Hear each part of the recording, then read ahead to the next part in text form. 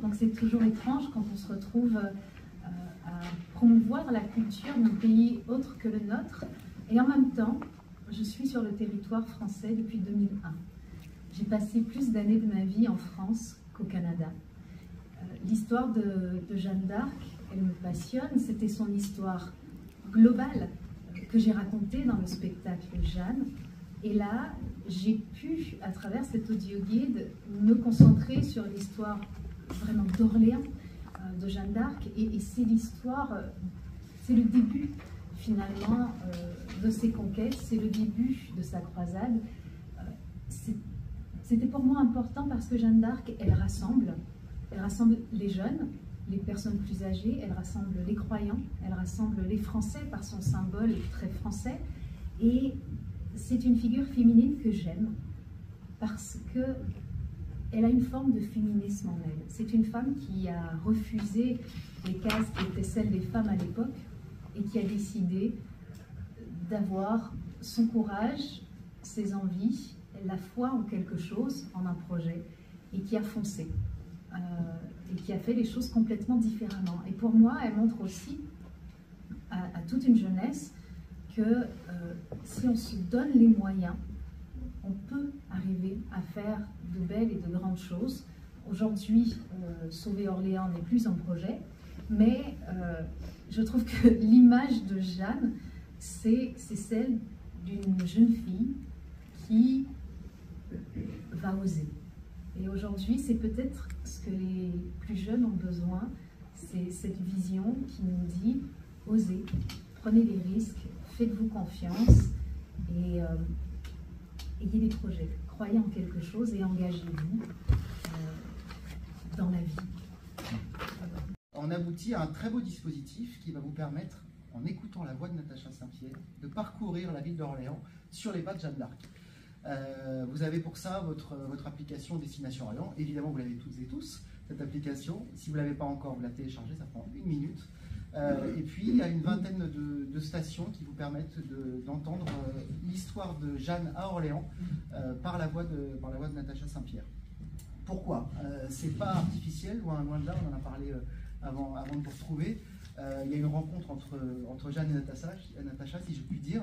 Une rencontre qui dure depuis quelques années, qui a été le fruit d'un album, d'une tournée. On a eu la chance d'avoir un très beau concert à la cathédrale l'année dernière, la cathédrale d'Orléans. Et puis cette histoire se prolonge. Et puis aujourd'hui, voilà, on aboutit à cette application qui, pour moi, symbolise un peu tout ce qu'on a envie d'incarner à Orléans, c'est-à-dire du patrimoine vivant. Certes, c'est des vieilles pierres, mais c'est aussi des découvertes nouvelles. C'est des nouveaux publics qu'on a envie de toucher. Évidemment, sur le papier, le patrimoine, ça attire plutôt les personnes un peu âgées. Ben non, on pense complètement l'inverse et on a envie de le montrer et de le faire entendre. Et puis, il y a cette notion d'ambassadeur qui est très importante pour nous.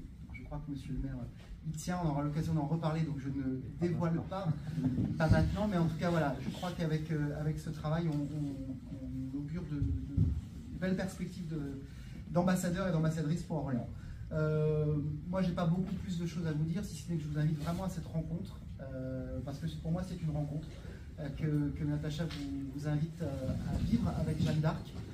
Les mauvaises langues vous diront toujours qu'on entend trop parler de Jeanne d'Arc. Moi, je suis certain qu'on n'en entend pas assez parler, parce que, comme on le disait tout à l'heure, c'est une histoire sans fin. C'est des découvertes permanentes, et comme disait monsieur le maire tout à l'heure, plus on en sait, moins on en sait sur Jeanne d'Arc. Donc voilà, c'est une histoire à réécrire en permanence. Et puis, alors ça c'est plutôt à titre un peu symbolique, parce que j'ai aussi en délégation les jumelage, mais c'est un bonheur aussi de pouvoir entendre des voix de la francophonie qui nous parlent de Jeanne d'Arc. Natacha Saint-Pierre vient du Nouveau-Brunswick, pas de bêtises, donc qui était pas québécoise. Non, c'est la seule province. Permet d'insister. La seule province bilingue du Canada. Tout à fait. Voilà, et donc c'est aussi un symbole fort pour nous de mettre en avant la francophonie avec une voix qui nous enchante à la radio et maintenant sur vos portables. Merci, chère Natacha. Merci à vous. Voilà. Merci, William. Là, grâce à Natacha aussi, elle permettra de revivre l'histoire à travers des visites immersives en fait. Et les visites qui sont proposées par l'Office de tourisme, qui passent par la cathédrale, les hauteurs de la cathédrale, l'hôtel Grolot, tout, permettront effectivement à ces touristes de pouvoir suivre les pas de Jeanne à travers la voix de Natacha. Et c'est un atout très important pour nous, pour le territoire, puisque 90% des touristes sont des internautes. Et ça leur permet, avec une telle application, d'avoir et les offres touristiques au pied de la main, mais aussi, à travers cette application, de pouvoir suivre dans Orléans ce parcours et ce parcours de Jeanne. Et en fait, juste quelques chiffres, mais alors qui sont vraiment, c'est minime, hein. En 2023, on a eu quasiment 7000 consultations, et dans le top 5 de ces 7000 consultations sur le site, c'est les visites qui sont dedans. Les visites, les circuits.